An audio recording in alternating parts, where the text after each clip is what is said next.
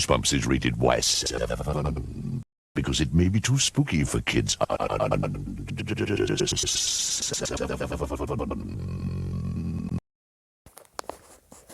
Goosebumps fans. It's time for another one. Special thanks to Kevin.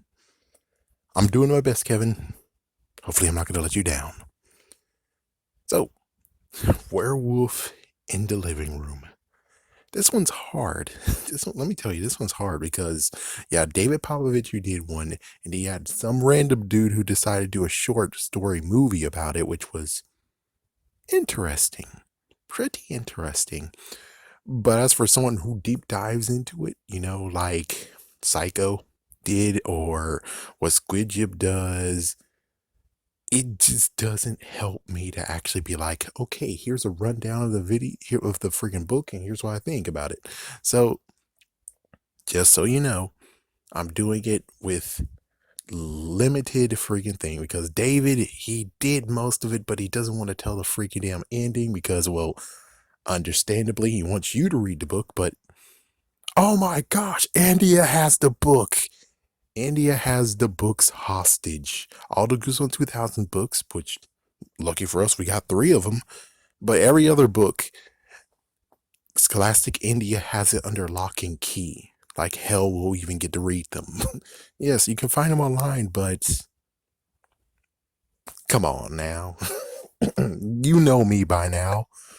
Anyways, here's just what I got out of it. So it turns out we got a kid named Aaron, and we also have his daddy. And turns out his daddy actually is a sheriff. So his dad's a sheriff, and he also decides to make himself a hunter. Man, I miss Supernatural so much. It's like, I miss Supernatural so much. I remember when there were werewolves and slim changers or quick changers. And not to mention the fact of what about Angel? Angel had werewolves. Oh my gosh, I know I messed the freak up, but that one scene with the freaking werewolf, oh my gosh.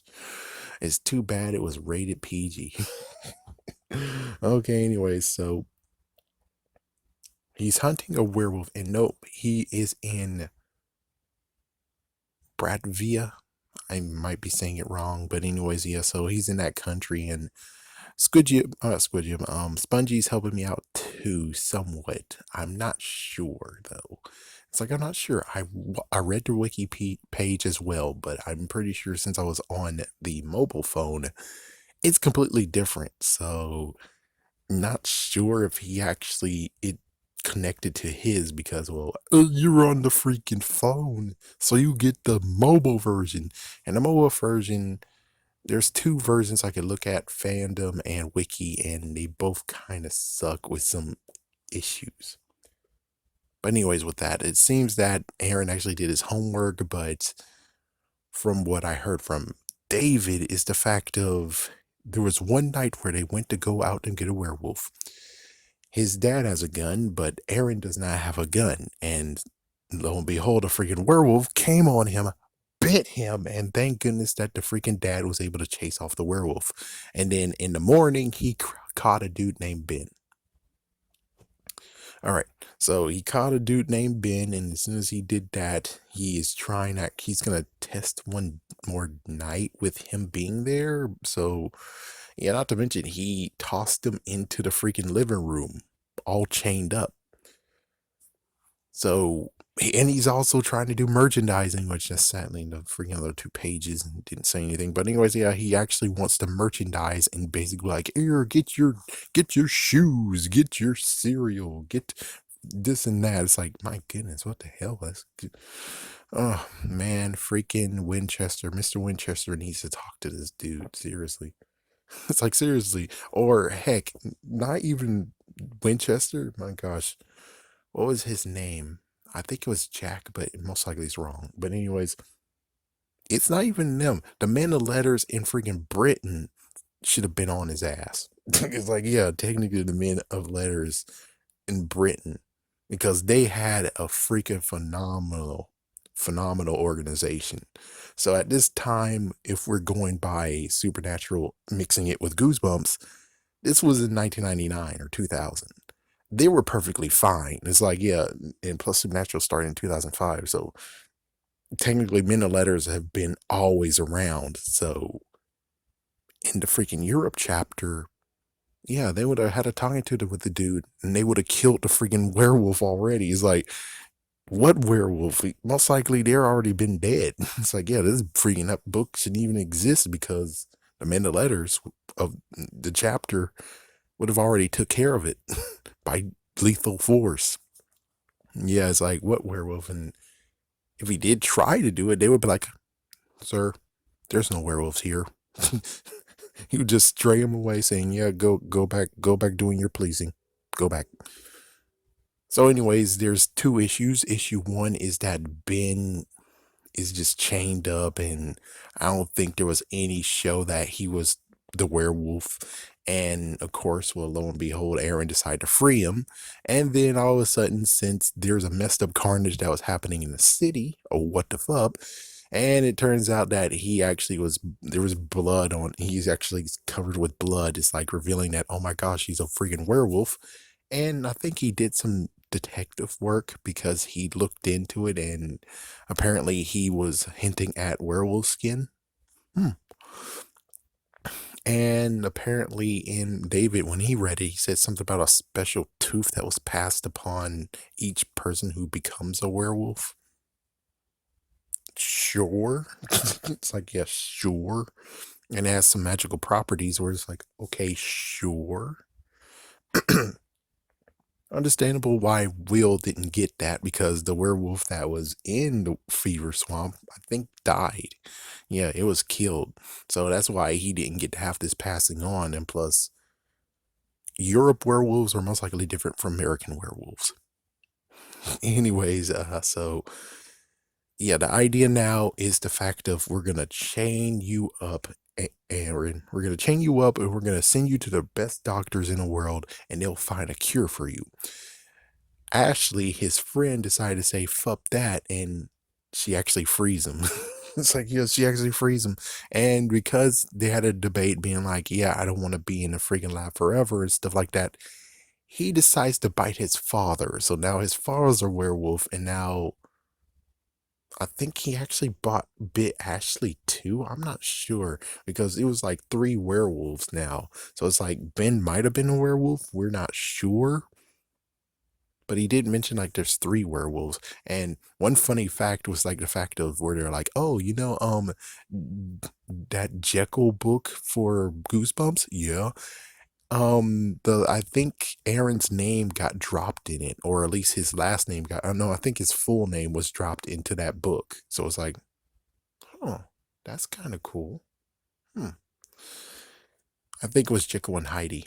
Anyways, yeah, so he got name dropped for some reason. So one thought of it is that it's just a nice little thing to connect all the werewolves together, except for werewolf skin. That's going to be completely different. So we have 2 different type of werewolves. I already made a video on this, but let's just do it one more time. But I'm going to add an extra spin to it. What I believe now is that when it comes to getting bitten by a werewolf in Goosebumps, the thing that really actually changes you and turns you to a werewolf is the fact that slobber was involved. So if they bit you and you have slobber on you as well, you turn into a werewolf. If you just got bitten quick and you were able to pull it away before anything, but of course I'm pretty sure that their teeth is in their mouth.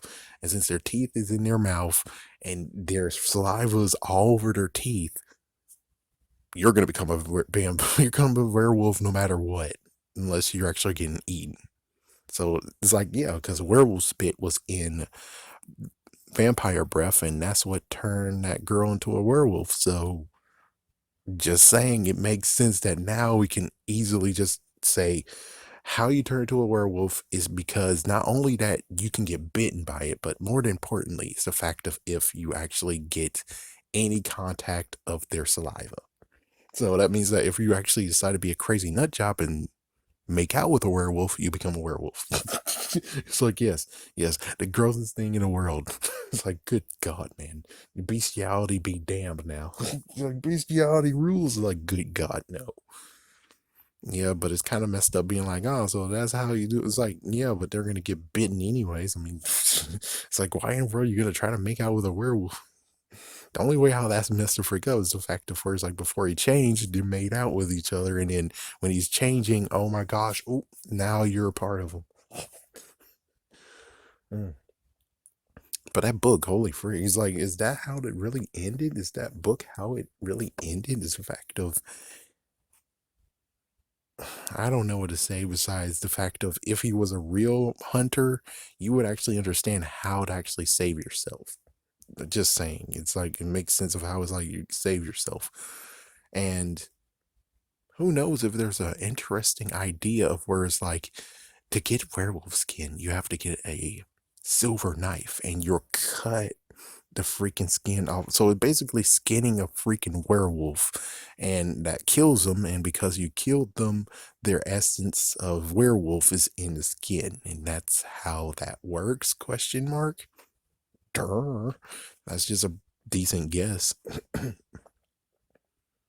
But how that book ended, though, the fact of where it's like, I don't want to go to any lab. It's like, jeez, man, that's messed the frick up. Yeah, I mean, he wanted to capture a freaking werewolf, and now he is a werewolf. Good Lord. He's just, good Lord. At least it's not like Underworld, where it's like the Lycans versus the vampires. Let the battles begin. It's like, yeah, we never even got that in the Goosebumps at all. But there is a connection thanks to vampire breath, but it's just faint. It's very, very faint. That and plus apparently the horrors in Horrorland are able to enslave the vampires just like they enslaved the freaking werewolves. Yeah, because the vampires are like, oh, cool, we'll just stay here forever. And the werewolves, I'm pretty sure, again, like I said in the video, they chained them up. They're chained. And every time the full moon, they get released. But then as soon as day comes, maybe they get tranked or maybe they fall asleep and they faint. And they're like, okay, let's put them back in the freaking houses, chain them up. Who knows? But still, yeah, this book is wow. I mean, can someone do a better job, please? It's like, yeah, can someone do a better job so I can get a better understanding of this book? Because if this is exactly what I just said, is how the book came out, and apparently there's a part 1, part 2 in the book. Even Paparini didn't even mention that crap. But anyways, it's like we just need someone who actually straight up reads the book and just tears in a new one. Maybe Psycho, which he kind of said that if he could get his hands on the books, he would do it. He technically said he kind of said that, but it's like, yeah, other than that, I don't know. And kind of funny, just the markers like within 1 or 2 years. I mean, not Paparina. Paparina could be done, but he just wants to be doing original 62. Squid Jib most likely will continue on, but it's going to take years. If we're lucky, they'll be done this year, but considering, I don't know. Yeah, it's like I forgot to count, but still the countdown is happening now where it's like they're both close to being done technically. And it's like funny where it's like, will Paparina actually finish before them? Or will Squid Jib finally buckle down and do it every single month and try to beat him? Anyways, have a scary day. Have a scary day.